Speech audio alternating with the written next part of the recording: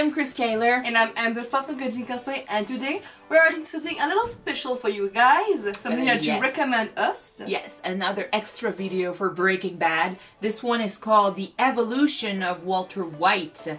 Someone in the comments requested or recommended this video, I must say. And I don't know what it's gonna be. Well, I'm guessing it's the evolution of Walter White. But I don't know how this is gonna be, like if it's literally just a tribute or if we're gonna see several moments from the show as he grows into the guy we saw in the finale. Now that we finished the show, I mean, this is gonna take our hearts and just tear them apart. So yeah, without further ado, let's jump into this and see what this is about. Yeah, we're doing this. All right. Let's go.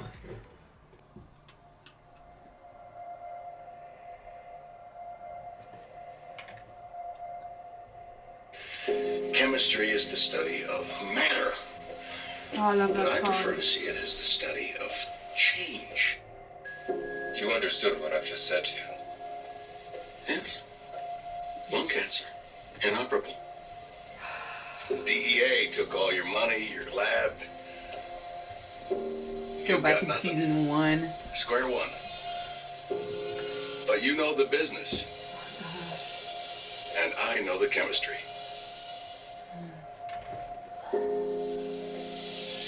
I'm thinking maybe you and I could partner up.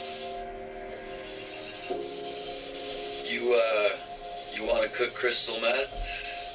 Oh my gosh. You're goddamn right.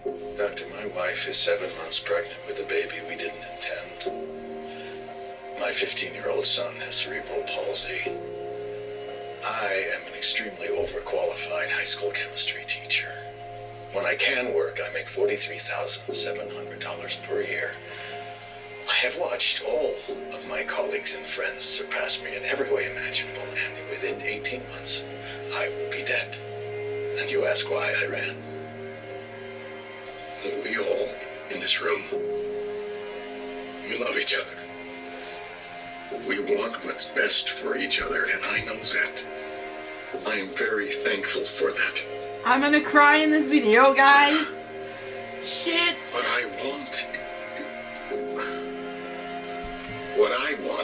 what I need, is a choice.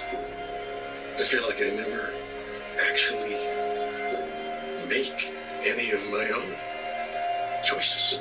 I mean,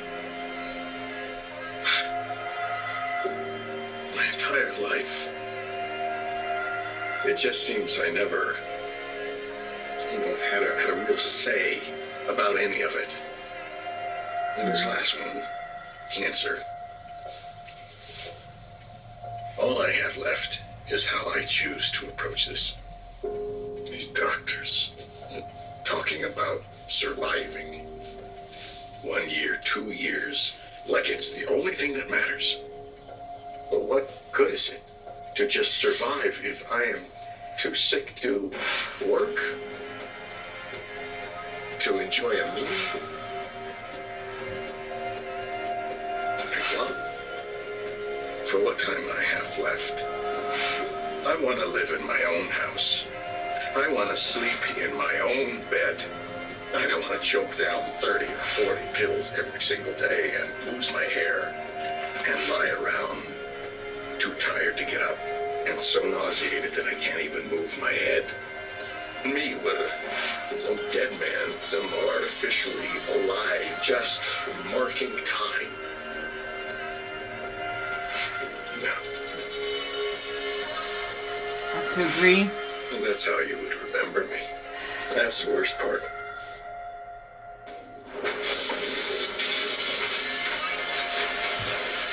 There are going to be One of the first time you really felt alive. things that you'll come to learn about me in the next few days.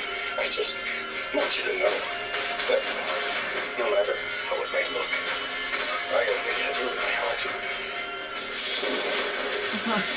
This chemistry is my realm. I am in charge of the cooking.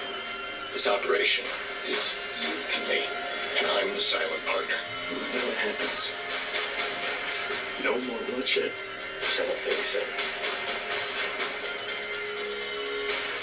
$737,000. That's what I need.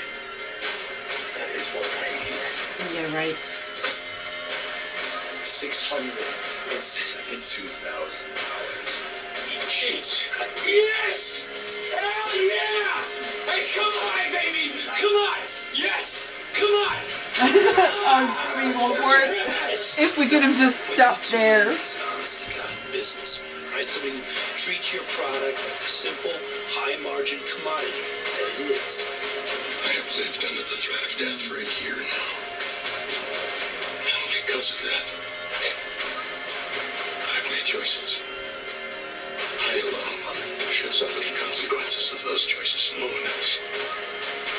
And those consequences, they're coming.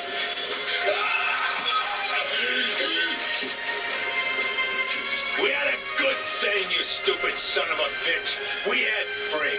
We had a lab. We had everything we needed. It all ran like clockwork. You could have shut your mouth, cooked, and made as much money as you ever needed. It was perfect. But no, you just had to blow it up. You and your pride and your ego. You just had to be the man. If you'd done your job, known your place, we'd all be fine right now. What is going on with me is not about some disease. It's about choices. Choices that I have made. Choices I stand by. I am the one who knocks.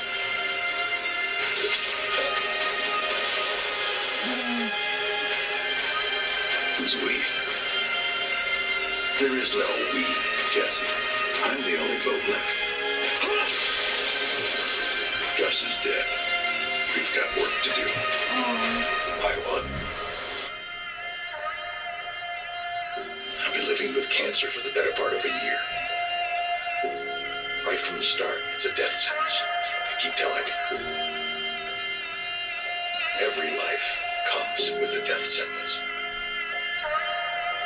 But until then, who's in charge?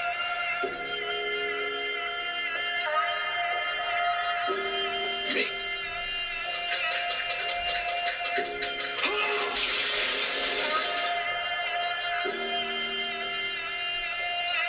Mr. White.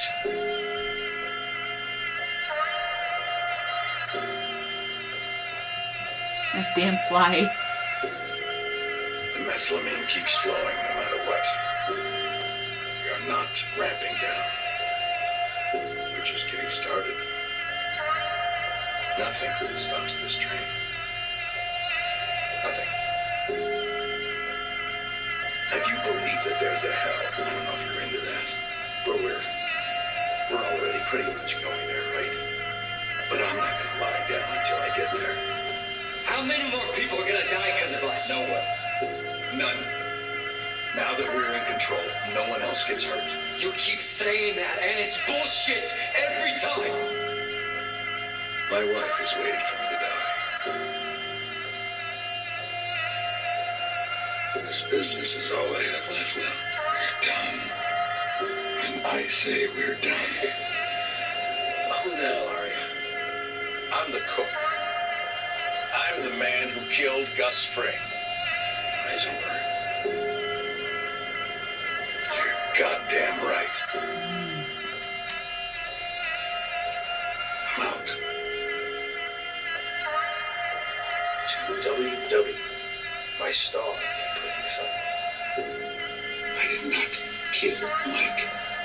I need you to believe me. My cancer is back.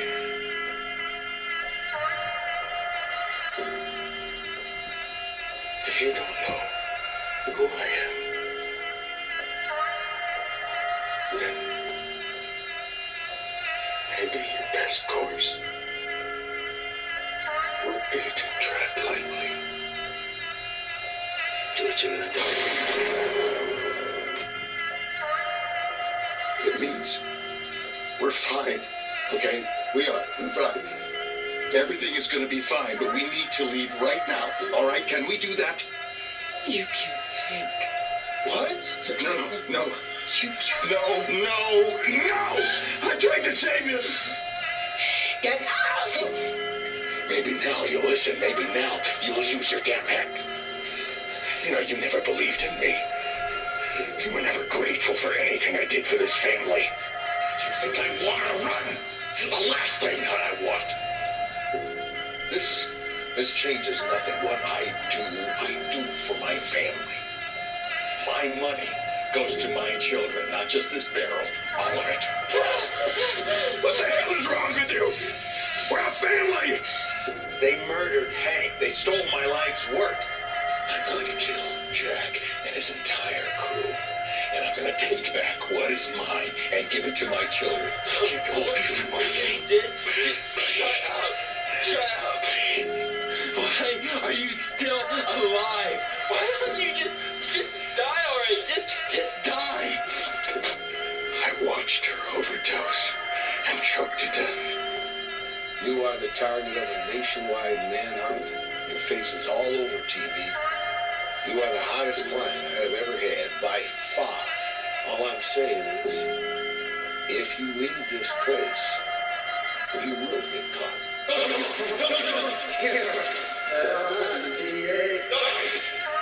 He's family. It's over.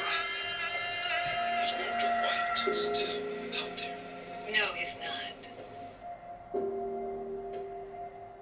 Just get me home. I'll do the rest. Of a footstep behind you, but before you can even turn around. Cheer up, beautiful people. This is where you get to make it right.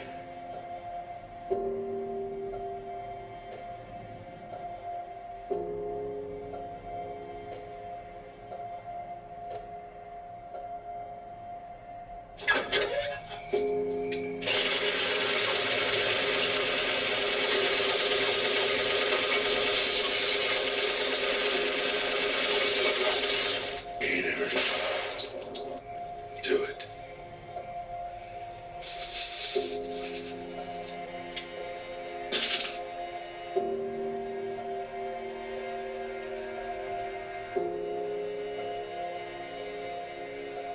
I have spent my whole life scared, frightened of things that could happen. Might happen, might not happen. 50 years I spent like that. Finding myself awake at 3 in the morning. But you know what? Ever since my diagnosis, I sleep just fine. I came to realize it's that fear that's the worst of it. That's the real enemy. I made a mistake.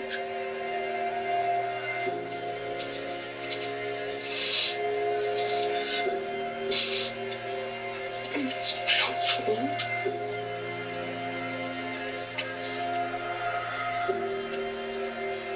It's coming. It's okay. One more time that you did this for the family. I did it for me.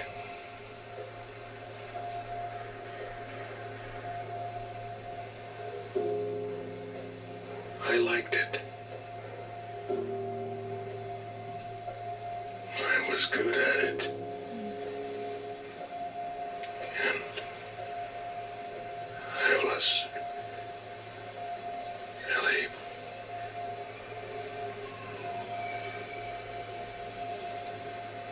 I was alive. Have it coming. I deserve this. You know what it made me thinking? No. Just like with Jesse, everybody kept thinking that it was worth nothing, that it was good at nothing, and the only praise that he received was from Mr. White when he was cooking meth, because he was learning and his meth was kind of as good as Mr. White's own cooking. Walter White was a great chemist, Oh yeah. and all of his life he knew that he had great potential, but he wasn't recognized as much. And the only kind of praise he received, that he felt that it was really worth of it, was when he was doing meth. Because for once in his life, people were seeing him as the great man that he could have been, and that he was. I feel like when he was younger and he was, working with gray matter, he had his whole life in front of him, and he had this potential, this talent, and this opportunity. And then when his son was born, and then when he left the company, and then when they started, being in debt and stuff, it's like everything that he could do for his future, it got taken away. He had no more choices ever. And that's what he said. Like, he felt like he had no choices in every aspect of his life. Because, what could he do? Pretty much nothing. And then we made the choice to start cooking meth. It was not a good choice, but it was his choice. For once in his life, he was in control of his destiny. And it's like, especially in this moment when he learned that he was going to die no matter what. So it's taking away the idea that I just have to go through with this. I just have to keep on living, and eventually it might get better. No, now he knows that he's definitely going to die, so he knows what's going to happen in the future. So consequences be damned. I feel like he got stripped of his fear of what might happen, or of the consequences it could have on him in the future and on his family, because he kept thinking about that. Already a dead man, yeah. Yeah, he was a dead man, so he didn't really care what happened to him. And then he tasted that power, he tasted that control, and that sense of that importance, that he was someone worth it. He felt it, and he tasted it, and he got addicted to it, just like all these meth heads that he sold meth to. He was addicted to power. He was addicted to being in control. You find the spark that made him felt alive. Yeah, for sure. And it's just sad that it was in the meth world. And when he was going back home, and he kept saying he was doing it for his family, because yes, he's a good guy, like he's a good man, and he didn't want to accept the idea that even in his strongest moment was actually when he was the weakest, because that's when he was dependent. That's when he couldn't. He had this idea that he could make the choice for himself, but truly, since he was addicted to power and addicted to Heisenberg and everything Heisenberg could give him, it's almost like when he was Heisenberg, he was at his weakest. He was truly not in control, kinda, because it's not like he could leave this world and be happy. He tried it before and it didn't work out. If I go at what you're just saying, do you think that by the end of the series, when it said that it tried to bring back Walter White to the surface, back in his old style and his old habits, was when he was truly strong? Yeah, you think? I feel like, yes, in the ending, in Felina, I did notice that they dressed him up like he used to dress up, with the green. No more hat, no more glasses. Yeah, no more dark colors, no nothing. Even though he was about to go die and about to kill a lot of people, no black, no glasses, no hat, no nothing. Just like that plain green shirt and that beige hoodie thingy, like this coat. Yeah. It's almost like the true person, the true Walter White, that was not under the influence of Heisenberg, not under the influence of that rush of adrenaline, that feeling of control he's grown used to for the past few seasons. It wasn't him. It was the Walter White that was not just living through the day, like in the beginning. It was the true Walter White, the guy that felt for his family, the guy or maybe you could say that for the only time in his life, because yes, I know, guys, that you said that he wasn't playing a persona, it was Walter White all along when it was being Heisenberg, but I'm gonna be frank with you guys. It felt like he was putting on a mask. Every person got a good part and a bad part. When we tend to be more wild, and his bad part was being Heisenberg, the one that is reckless, the one that is do whatever the heck he wants to do, no matter the law, no matter the rules. And by the end of the series, by being himself as Walter White but doing Heisenberg stuff, it's like for the only time in his life, both sides of him were only one. Yeah, he was complete as a person. Yep. And what he did, like, that came from the heart, not from his need to feel in control. Because he knew, just like in the beginning when he learned that he was going to die from cancer, he knew that after this night he would be dead. So no fear for anything. Like, no need to lie, no need to manipulate, because he didn't have any other goal than to die that night. So, yeah, I feel like maybe in that last episode we got to see, like, oh, I'm going to start to tear up, sorry. We got to see who he truly was, and to see, like, him from the beginning, season 1, he was truly miserable. And I agree, like, no matter what he did, no matter the choices he took, it's true that he kind of took his own life and made it his own again. Because before that, he was just living through the motion. Like, everything that happened to him before the series, like his son's handicap, their deaths, his wife not truly being happy, trying to find herself and stuff, himself not being acknowledged as the brilliant chemist he was, just seeing his friends just have the life he could have had and him not having it. He felt dissatisfied. He felt that he lacked something, and he found it in Heisenberg, but then he got addicted to Heisenberg. He got addicted to what Heisenberg could give him. So I feel like Walter was a victim all along. A victim of the circumstances at first, and then he took matters into his own hands, and he became addicted and a victim of his own choices, of his own dark persona. To see him grow into this, I wouldn't go crazy. there as much as you said. That he was a victim? You said he was a victim all along, because one of my psychologist teachers used to say that in life you got two factors, external and internal, and to say that you got nothing to say in your life is bullshit. Yeah, true. Yes, true. He didn't have the life that he wanted. He didn't have the recognition that he wanted. He had a shitty job at high school where people wouldn't recognize him. He didn't make enough for his family and for his son's treatment because he got an handicap. But nothing, I said really nothing, was forcing him to just lie down and take it. And that's state of life. Yeah. He could have had for a job in an university. He could have asked for to take a job in another company. True. With the skills that he got and some recommendation. He could have got it, but he didn't. His pride stopped him from accepting a lot, and his lack of a backbone at first, I think, stopped him from getting a lot of opportunities. And when I say he was a victim, I'm not saying that everything that happened to him was not his fault. I meant that he was a victim of his own choices, basically. He made that decision, and he had to live with the consequences. And as much as he was saying that he was in control, I feel like that was actually worse for him. He never truly stopped being a puppet. It's just that instead of being a puppet of life, he ended up being a puppet of his own addiction to Heisenberg. It's a true tragedy. Like, I know some people are like, it's difficult. Either you like or you hate Heisenberg. It's not true.